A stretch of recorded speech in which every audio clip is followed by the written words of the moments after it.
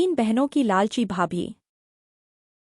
करिश्मा, रेशमा और मनीषा तीन बहनें हैं। उनका एक भाई भी है, मयंक। मयंक अपने बहनों को बहुत प्यार करता है, लेकिन मयंक की पत्नी शविता इस मामले में मयंक से बिल्कुल ही अलग है। वो अपनी नंदों का जितना बुरा कर सकती है उतना बुरा करती ही रहती है और अपनी नंदों पे हुक्म भी चलाती है। करिश्मा, करिश्मा, तुमने अभी तक नाश्ता नहीं बनाया? तुम्हारे भैया को ऑफिस जाने में देर हो रही है। हाँ भाभी, बस अभी बनाती हूँ। करिश्मा, तुम ये ढीलापन छोड़ दो। कल को पराए घर जाना है। वहाँ अगर तुम इस तरह से काम करोगी तो लोग क्या कहेंगे कि माँ ने और भाभी ने कुछ सिखाया नहीं। और तुम्हारी दोनों बहनें कहाँ हैं? अब रेशमा मार्केट गई है और मनीषा सो रही है। क्या? सुबह के 8 बज रहे हैं और ये महारानी अभी भी सो रही है? ये कहते हुए शविता अपनी सास दुर्गा देवी के पास जाती है। माँ जी, देख रही हो अपनी बेटियों के तौर तरीके? क्या हुआ बहू, सुबह सुबह क्या कर दिया मेरी बेटियों ने? अरे एक तो अभी अभी उठकर किचन में गई है, दूसरी सुबह सुबह बाहर चली गई और तीसरी अभी तक सो रही है। क्या करूं मैं इन तीनों का? मैं तो परेशान हो गई हूँ। जा जाकर उठा उसे और रेशमा से मैं बात करती हूँ। शविता सीधा मनीषा के कमरे में जाती है और उसे कहती है, महारानी जल्दी उठो, सूरज सर पर आ गया है। भाभी थोड़ी देर और सोने दो ना, मैं रात को लेट सोई थी। वो क्या है ना, यूनिट टेस्ट चल रहे हैं। शराफत से उठती है या नहीं, या फिर पानी की भरी बाल्टी डालूं तेरे ऊपर? नहीं भाभी, मुझे बिस्तर में नहीं नहाना। मनीषा जल्दी से उठकर बाथरूम में चली जाती है। सभी आराम से वेट कर नाश्ता कर रहे होते हैं कि तभी रेशमा बाजार से हाथ में सामान लिए आ जाती है। रेशमा को देखते ही शविता उस पर बरस पड़ती है। लो, आ गई महारानी। ऐसा भी क्या सामान लाना था जो सुबह आंख मलते ही बाजार की तरफ रवाना हो गई? भाभी, कल आप ही तो चीख रही थी कि घर का सारा सामान मुझे ही लाना पड़ता है, घर में किसी को भी किसी काम से कोई लेना देना नहीं है। अब मैं बाजार जाकर सामान ले आई तो आपको इस बात से भी तकलीफ हो रही है? देख रही हो माँ जी, अपनी बेटी की जुबान कैंची से भी तेज चलती है। और मयंक, आप तो कुछ कहेंगे नहीं अपनी लाडली बहन को? रेशमा, अपनी भाभी से ऐसे बात नहीं करते। चलो माफी मांगो। भैया, मैं क्यों माफी मांगू? आप भाभी से बोलिए ना कि हम पर कम हुक्म चलाया करे।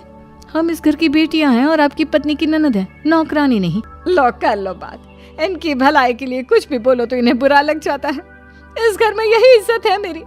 देख लो माँ जी, आपकी बेटी किस लहजे में मुझसे बात कर रही है। शविता वहाँ से चली जाती है। मयंक को बहुत गुस्सा आता है, वह भी वहाँ से चला जाता है। फिर करिश्मा रेशमा को समझाती है, रेशमा, तुम्हें भाभी से माफी मांग लेनी चाहिए थी ना। लेकिन दीदी, मैंने कुछ किया ही नहीं तो मैं माफी क्यों मांगू? हाँ करिश्मा दीदी, रेशमा दीदी जैसे ही घर में आई भाभी ही उन पर चिल्ला रही थी। हाँ, मैं मानती हूँ कि गलती भाभी की थी। मैं तो इसलिए बोल रही हूँ कि भाभी ने माँ को तो पूरी तरह अपने वश में कर लिया है। वो हमारी बात सुनती ही नहीं। मयंक भैया हमारे लिए हमेशा खड़े रहते हैं, इसलिए उनकी बात का मान तो तुम्हें रखना चाहिए था ना। कोई फायदा नहीं दीदी, कुछ दिनों की बात और है, भाभी उन्हें भी हमारे खिलाफ भड़का देंगी। फिर वो भी माँ की तरह हमारी किसी बात का विश्वास नहीं करेंगे। इसी तरह शविता अपनी तीनों नंदों को किसी न किसी बात पे परेशान करती रहती है। एक दिन मयंक अपनी तीनों बहनों के लिए गिफ्ट लाया। करिश्मा, ये तुम्हारे लिए हार का सेट। रेशमा, तुम्हारे लिए सुंदर सी ड्रेस। और मनीषा, तुम्हें किताबें पसंद है ना, तुम्हारे लिए किताबें लाया हूँ। थैंक यू भैया। थैंक यू भैया। थैंक यू भैया। करिश्मा, तुम्हारा नेकलेस कितना सुंदर है। ये भैया कहाँ से ले आए होंगे? मैंने भैया को 3 दिन पहले फोन पर ये डिजाइन दिखाया था और आज भैया ये ले आए। शविता तो अपनी नंदों के गिफ्ट देखकर जल गई और करिश्मा के नेकलेस उसे भी बहुत पसंद आया था। अपनी बहनों के लिए कितना अच्छा नेकलेस लेकर आए हैं, मुझे कभी कोई गिफ्ट नहीं दिया। मैं आज ही ये हार चुरा लूंगी। रात में सविता करिश्मा के हार चुरा लेती है और इसी तरह अपनी नंदों की जो भी चीज अच्छी लगती वह उसे मांगती नहीं, बल्कि रात की अंधेरे में चुरा लेती। इसी तरह दिन बीतते गए और शविता ने मयंक के दिल में उनकी बहनों के लिए नफरत पैदा कर दी। एक दिन मयंक ने करिश्मा और रेशमा के लिए रिश्ता देखा और ये बात उसने घर में सबको बताई। माँ, करिश्मा और रेशमा के लिए बहुत अच्छा रिश्ता आया है। वो लोग कल इन्हें देखने आ रहे हैं। आप और सविता मिलकर सारी तैयारी कर लेना। ये सुनकर करिश्मा और रेशमा दोनों खुश हो जाती है, लेकिन शविता सोचती है, अगर इन दोनों बहनों की शादी हो गई तो घर और बाहर का काम कौन करेगा? मनीषा तो एक नंबर की कामचोर है, उससे तो किसी बात की उम्मीद लगाना ही बेकार है। मुझे इस शादी को अगले रोकना दिन सभी होगा। लड़के वाले की स्वागत की तैयारी करने में लगे होते हैं। तभी मयंक अपनी बहनों से आकर कहता है, तैयार हो गई तुम दोनों? देखो दोनों लड़के बहुत अच्छे हैं, मैं कोई कसर नहीं छोड़ना चाहता, इसलिए तुम उनके सामने अच्छे से बिहेव करना और अपनी भाभी से लड़ने मत लग जाना। करिश्मा, तुम वो नेकलेस पहन लो ना जो मैं तुम्हारे लिए लाया था। भैया मैं बहुत देर से वो नेकलेस ढूंढ रही हूँ, लेकिन मुझे मिल ही नहीं रहा।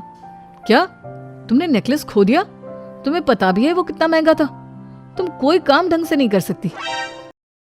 मयंक गुस्सा में वहां से चला जाता है। थोड़ी देर बाद लड़के वाले भी वहां आ जाते हैं। वो दोनों बहनों को पसंद कर लेते हैं और रिश्ता पक्का हो जाता है। लेकिन शविता के दिमाग में तो कुछ और ही खिचड़ी पक रही थी। वो पंडित जी के पास करिश्मा की कुंडली लेके जाती है और उन्हें पैसे देकर करिश्मा के कुंडली बदलवा देती है। जब लड़के वालों के पास करिश्मा के कुंडली जाती है तो वह दुर्गा को फोन करते हैं।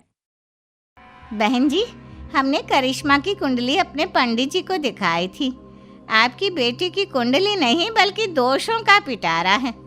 देखिए, मैं और मेरे पति इन सब बातों में बहुत विश्वास करते हैं, इसलिए हम आपकी बेटी से अपने बेटे की शादी नहीं करा सकते। इस तरह से करिश्मा का रिश्ता टूट जाता है और सभी घर वालों को दुख होता है। अब शविता सोचती, चलो करिश्मा का तो रिश्ता टूट गया, अब रेशमा का भी रिश्ता तोड़ना है।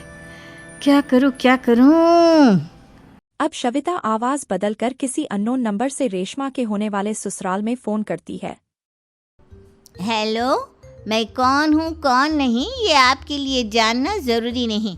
बस इतना सुन लो कि रेशमा का 2 साल से किसी के साथ अफेयर चल रहा है।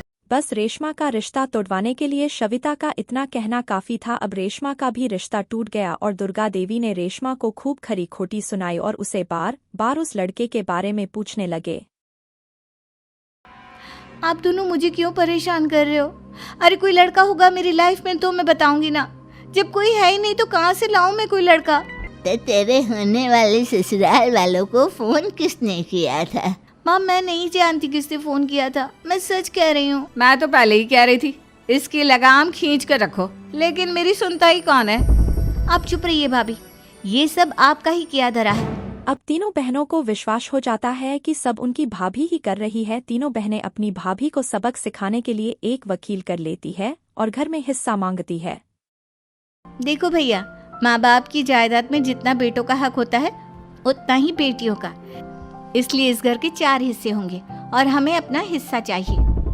मैंने तुम्हारे लिए क्या क्या नहीं किया और तुम इस घर में हिस्सा मांग रही हो?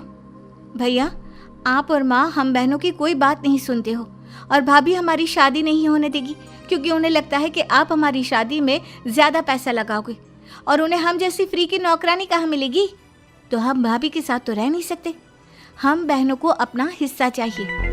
अरे तुम्हें शर्म आनी चाहिए अपने भाभी पर ऐसा इल्जाम लगाते हुए। वो तुम्हारे बारे में कितना सोचती है। हाँ माँ, भाभी हमारे बारे में बहुत सोचती है। दिन रात बस यही सोचती रहती है कि किस तरह से अपनी तीनों ननदों को परेशान करूं और कभी मुझे पढ़ने भी नहीं देती। दोनों बहनों का रिश्ता भी तो इन्होंने ही तोड़वाया है और रात में हमारे कमरे में आकर हमारी चीजें भी चुराती हैं। इसी तरह शविता तीनों नंदों अपनी बात पर अड़ी रही। अब कोर्ट में तारीख भी शुरू हो गई। जब शविता को लगा कि उनकी तीनों नंदे इतनी आसानी से नहीं मानने वाली तो उसके अपनी सास और पति को सच्चाई बताई और तीनों नंदों से माफी मांगी। मयंक और दुर्गा को भी अपनी गलती का एहसास हो गया। अब शविता खुद रेशमा और करिश्मा के लिए अच्छा रिश्ता ढूंढती है और उनकी शादी करवाती है।